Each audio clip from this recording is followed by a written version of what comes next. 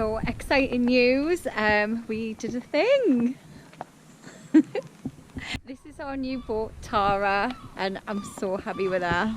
So Tara is, she's a 24-foot McWester Rowan Crown.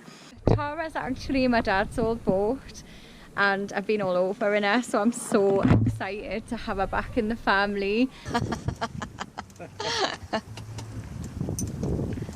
In 2014, my dad and I took Tara on an epic adventure through Scotland.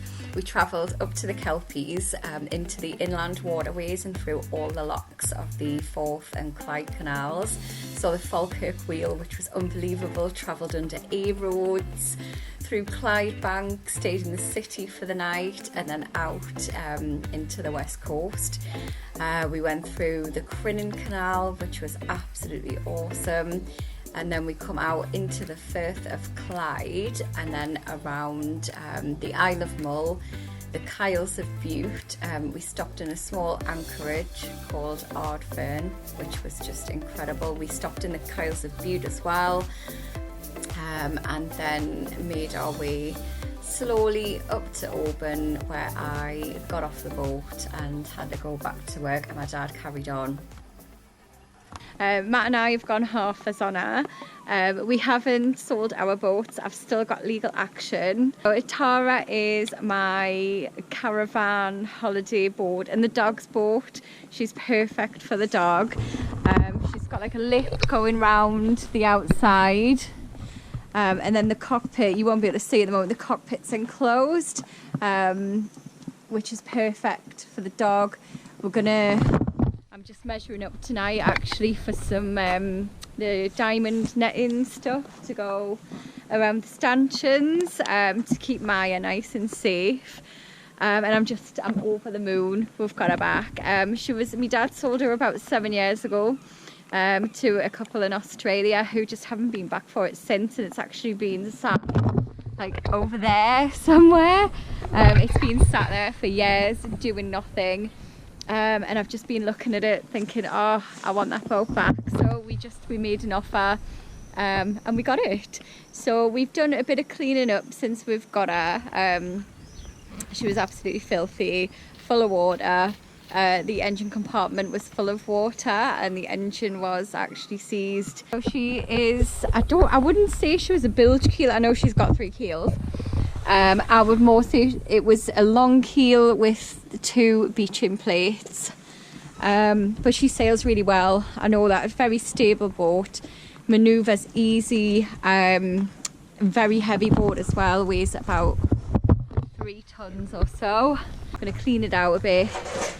We need to step the mast, which we're going to try and do by ourselves with some help. And put the new engine in, and that's it, and then she's ready to go in the water really.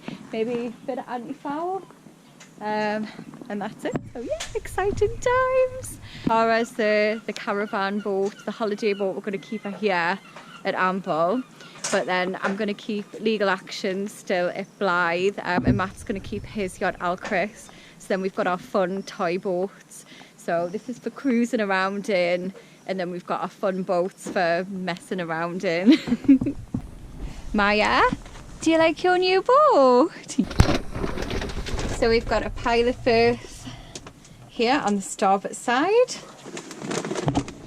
A pilot berth here as well, which is Matt's tool storage at the moment. A very old TV, which we're going to get rid of. We've got the radio. EIS. We've got EIS, which is, I think it's behind here, isn't it? Yeah. Ta-da! Also, I am so pleased to have a working sea toilet. No more portaloos, no more buckets. We've also got a gimbal cooker, which my dad actually made those gimbals. We're going to lower that cooker a bit, and cut down the cupboard below. We've got plenty storage in here, some wet storage, which is great for our fowlies, and this V-berth is the most coziest, comfortable V-berth I have ever slept in. I absolutely love it in there. So this is the engine compartment. The engine, it's a 10 horsepower Buck BUKH, not sure how you pronounce that. Unfortunately, it is seized. There was a lot of salt water. When it was tearing out the water, the boat, they just left a load of salt water and they hadn't sort of pumped it out. So everything was rotten in there. And it is time to go to engine heaven. So I've just found the Tiller Pilot. It's a Simrad, which is a really good one. Pretty much brand new. It's pretty much brand new, yeah. In really good nick. Yeah, so I'm very pleased about that. And we also got this piece of kit, which is a cockpit radio, which is really, really handy, really good bit of kit. We're really happy with that. And just up above there's a wind generator as well, but we're not sure if that's working or not. So Tara isn't a fast boat by any means. She's got a cruising speed of about 5 knots, I would say. But she's stable and solid. My dad's took her all the way around pretty much the British Isles. He's taken her to the Orkneys, to Shetland and Fair Isle as well. So she's done some awesome journeys. What else can I say about her? She's definitely not fractionally rigged like my boat. And she's got these funny, and I've never seen this before other than on Tara, these little winch handles that are stuck in. When I used to come on this boat with my dad, which was only a couple of times to be fair, because then he sold it and got a star. I was just a passenger. I would take the tiller now and then, but I haven't sailed it. But I don't remember it being, you know, horrible to be on or anything.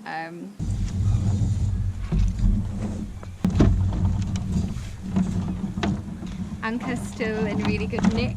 There's one on the bow. And we've got one on the bow as well.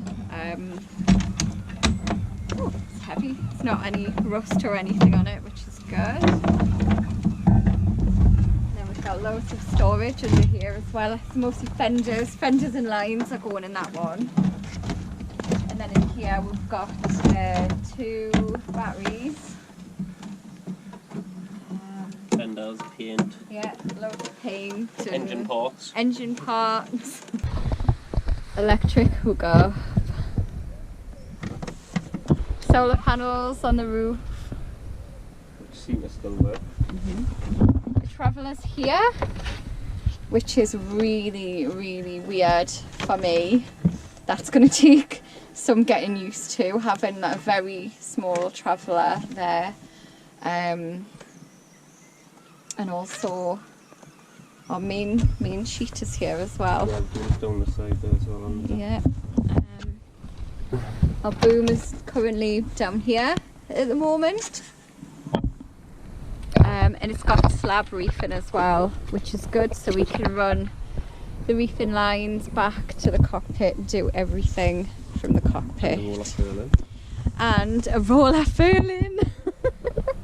The luxury of a roller furling. I can't wait to not be scared to put my jib up in bad weather. In this place, we're going to keep it here at Amble, which is just, it's so stunning here. It's absolutely lovely. The only negative thing about Amble is that it is tidal. Well, everywhere's tidal, but you can only get in and out maybe so 3. I mean, our draft is pretty small, so we've probably got about 4 hours either side of high tide, which is pretty good, really.